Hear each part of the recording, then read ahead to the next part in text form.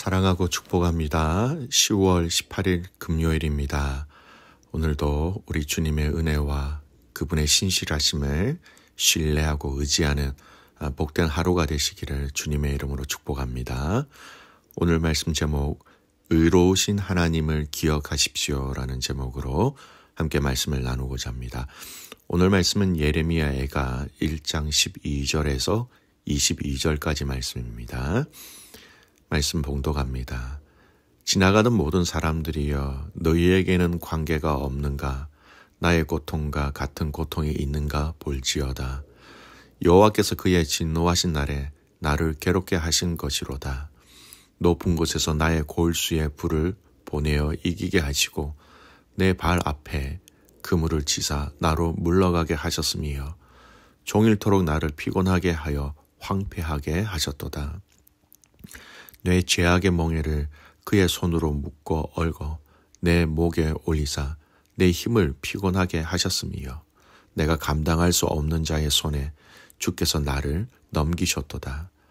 주께서 내 영토 안 나의 모든 용사들을 없는 것 같이 여기시고 성애를 모아 내 청년들을 부수시며 처녀딸 유다를 내 주께서 술틀에 밟으셨도다.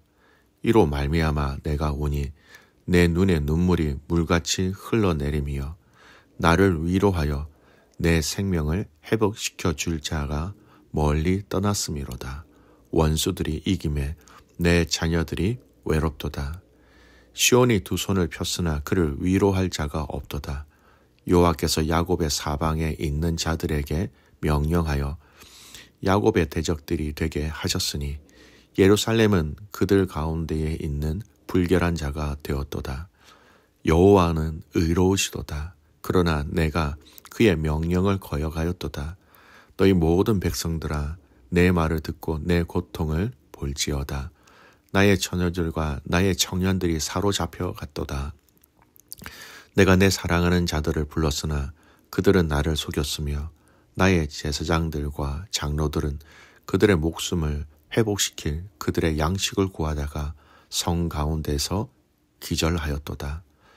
여호와여 보시옵소서. 내가 환난을 당하여 나의 애를 다 태우고 나의 마음이 상하오니 나의 반영이 심히 크미니이다.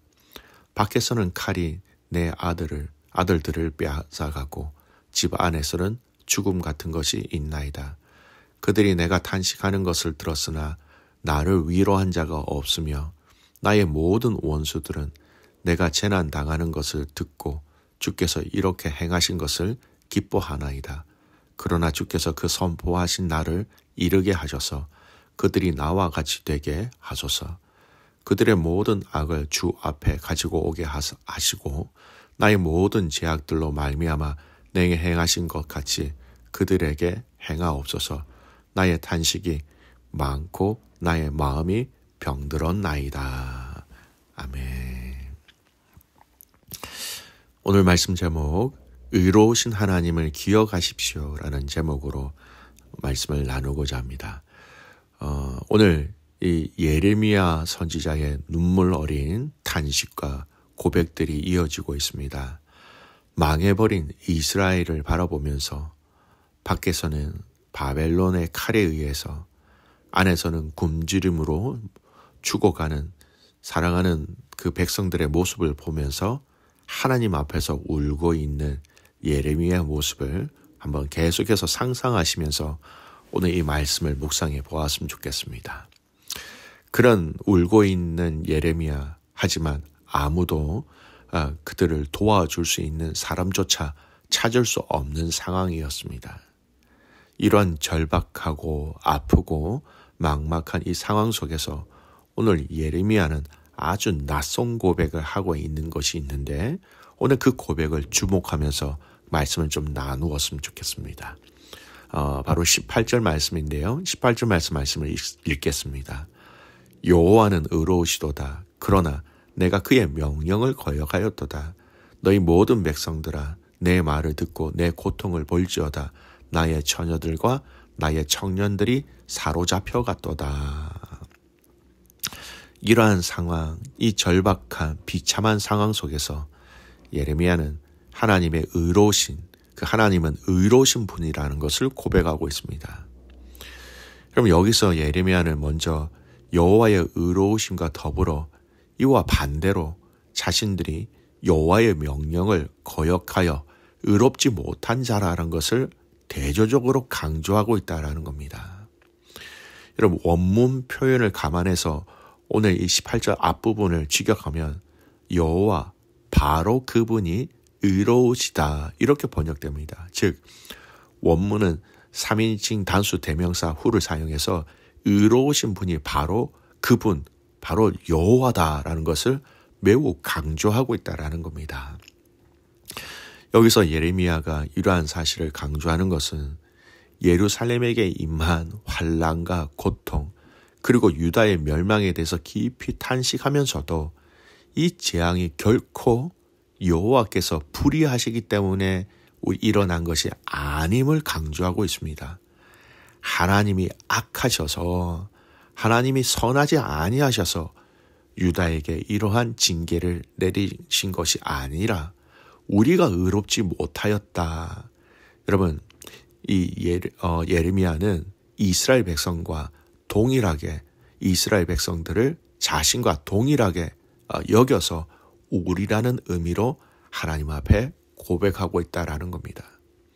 이처럼 비참한 일, 잔혹한 일이 예루살렘에 임한 것은 여호와의 의로우심을 우리의 죄악으로 인한 그분의 의로우심을 역설적으로 더 분명하게 드러나기 위한 고백이라는 겁니다. 비참한 일이 벌어진 것은 이들의 범죄에 따른 당연한 귀결이고 하나님의 의로우심을 감안할 때 불가피한 일이다라는 것을 예레미야는 알고 있다라는 겁니다. 그렇다면 여러분, 예레미야는 왜 갑자기 여호와의 의로우심을 천명하고 있는 것일까요?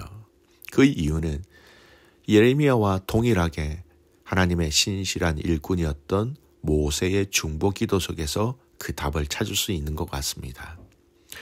출애굽 당시 모세가 시내산에서 40일을 머물렀고 내려왔을 당시 산 아래 이스라엘 백성들은 금송아지를 만들어서 여호와의 진노를 유발시킨 사건이 있었지요. 이때 여호와께서는 맹렬한 노를 발하시면서 그 백성들을 멸하시려고 하셨는데 모세는 다음과 같은 이유를 들어서 그 결정을 돌이켜달라고 하나님 앞에 간구합니다. 출애굽기 32장 12절 말씀, 어찌하여 애굽 사람들이 이르기를 여호와가 자기의 백성을 산에서 죽이고 지면에서 진멸하라는 악한 의도로 인도해 내었다고 말하게 하시려 하나이까. 세상 사람들이 하나님이 정말 인정도 없고 잔인하신 하나님으로 알게 되는 거, 그건 아닙니다. 세상에 그렇게 보여지면 안 되지 않습니까? 모세가 그렇게 하나님 앞에 고백하면서 하나님, 그러니까 이 백성을 용서해 주세요라고 중보하였던 것입니다. 바로 이러한 점에서 예레미야는 혹시라도 주변의 나라들이 여호와의 악한 의도를 문제 삼지는 않을까 우려하는 마음을 갖고 있었다라는 겁니다. 그래서 그는 자기와 환난당한 동족 유다를 동일시하면서 다음과 같이 이렇게 얘기하는 것이죠. 여호와는 의로우시도다. 그러나 내가 그의 명령을 거역하였다라고 이 재앙의 원인이 하나님의 악함, 하나님의 불의가 아니라 유다의 범죄, 유다가 의롭지 아니하였다라는 것을 분명히 얘기하고 있는 것입니다. 그러므로 나 곧 유다는 마땅히 당해야 될 환난과 고통을 당하는 것이다. 이렇게 얘기하면서 예레미야는 모든 이방 백성들을 향하여 유다가 하나님께 범죄함으로 이 고통을 당하고 있다라는 것을 외치고 있다라는 겁니다. 사랑하는 믿음의 가족 여러분, 오늘 우리는 하나님의 의로우심을 기억해야 합니다. 하나님의 의로우심을 이야기하고 증거할 수 있어야 한다는 것이죠. 우리가 하나님의 의로우심을 기억한다는 것은 몇 가지 구체적인 내용으로 정리할 수 있습니다. 하나님의 의로우시도다. 시편 7편 11절 말씀, 하나님은 의로우신 재판장이시여 매일 분노하시는 하나님이시로다. 재판장은요, 선과 악에 대한 정확한 기준과 판단을 하는 사람입니다. 이 재판까지 의롭지 아니하면 그 재판의 결과는 굳게 되어 있다라는 것입니다. 하나님은 의로운 재판장이시다. 하나님은 선을 선으로, 악을 악으로 분별하시고 판단하시고 그것을 심판하실 수 있는 분이다라는 겁니다. 이 말씀의 내용은 바울이 자신의 영적 아들 디모데에게 쓴 편지에서도 알 수 있습니다. 디모데후서 4장 8절 말씀. 이제 후로는 나를 위하여 의의 면류관이 예비되었으므로 주 곧 의로우신 재판장이 그날에 내게 주실 것이며 내게만 아니라 주의 나타나심을 사모하는 모든 자에게도니라. 여러분, 의로우신 재판장, 그분이 그를 사모하는 모든 자들에게 의로우신 재판장으로 나타나신다라는 겁니다. 한 구절을 더 보겠습니다. 요한복음 17장은요. 우리 예수님이 하나님 앞에서 중보하신 대제사장적 기도라는 별칭이 있는 내용이죠. 이 기도 안에 이런 말씀이 있습니다. 요한복음 17장 25절 말씀. 의로우신 아버지여, 세상의 아버지를 알지 못하여도 나는 아버지를 알았사옵고 그들도 아버지께서 나를 보내신 줄 알았사옵나이다. 우리 예수님이 성부 하나님께 의로우신 아버지여라고 얘기합니다. 여러분, 하나님이 의로우시다라는 것, 그 의로우신 하나님이 의롭게 여긴다라고 말씀하신 그들을 향하여 하나님의 의로 그들을 이끄시고 붙드시고 함께 하신다라는 것이지요. 여러분, 로마서 1장 17절에 이런 말씀이 있습니다. 복음에는 하나님의 의가 나타나서 믿음으로 믿음에 이르게 하나니 기록된 바 오직 의인은 믿음으로 말미암아 살리라 함과 같으니라. 복음에는 하나님의 의가 나타났습니다. 인간이 타락해서 자신의 행위로는 절대 불가능한 일을 하나님께서 예수 그리스도, 즉 하나님의 의를 허락해 주심으로 하나님의 의를 이루셨다라는 겁니다. 죄 없으신 성자 예수님이 인간이 되셔서 우리 죄를 위하여 죽으셨고 율법을 만드신 창조주가 우리를 대신하여 그 율법을 온전히 지키셨다. 그래서 이 복음에는 바로 그리스도라는 그 의, 하나님의 의가 나타났다라는 겁니다. 오늘 예레미야는 이 하나님의 의를 이야기하고 있는 것은 바로 그 의로우신 하나님이 심판뿐만 아니라 심판 뒤에 있을 회복과 구원과 소망을 함께 기대하고 있는 이중적인 의미가 있다라는 겁니다. 고난 중에, 고통 중에, 아픔 중에 의로우신 하나님을 기억하고 고백한다라는 것은 그 모든 결과가 하나님이 선하시기 때문에, 하나님이 의로우시기 때문에 당신의 그 원하시는 결과로 이 모든 것들이 결론되어질 수 있다라는 것, 그것을 믿는 고백이기도 합니다. 사랑하는 믿음의 성도 여러분, 절망 가운데 오늘 예레미야는 하나님은 의롭다라는 고백으로 그 절망 가운데 하나님을 향한 소망을 간절히 고백하고 있다라는 것이지요. 기억하십시오. 우리 하나님 아버지는 의로우신 분이십니다. 그 의로우신 하나님이 우리에게 당신의 의를 허락하셔서 예수 그리스도라는 말할 수 없는, 비교할 수 없는, 표현할 수 없는 사랑으로 우리에게 찾아오셔서 그 영광과 은혜로 영원한 생명을 우리에게 허락하셨다라는 겁니다. 오늘 이 하루 의로우신 아버지, 의로우신 하나님의 그 사랑을 기억하고 감사하고 기뻐하는 복된 하루가 되시기를 주님의 이름으로 축복합니다. 아멘. 기도합니다.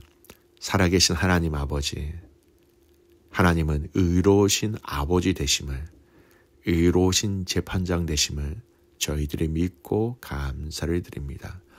그 의로우신 하나님이 우리에게 복음을 통하여 하나님의 의를 통하여 우리를 의롭다라고 여겨주신 은혜에 감사를 드립니다.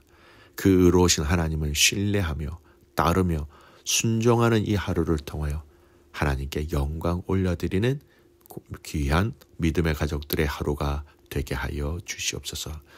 주님의 의로우심을 통하여 오늘 우리에게 허락하신 그 의를 함께 드러낼 수 있는 지혜로운 성도들이 되기를 간절히 소원하며 살아서 역사하시는 예수님의 이름으로 기도드리옵나이다. 아멘.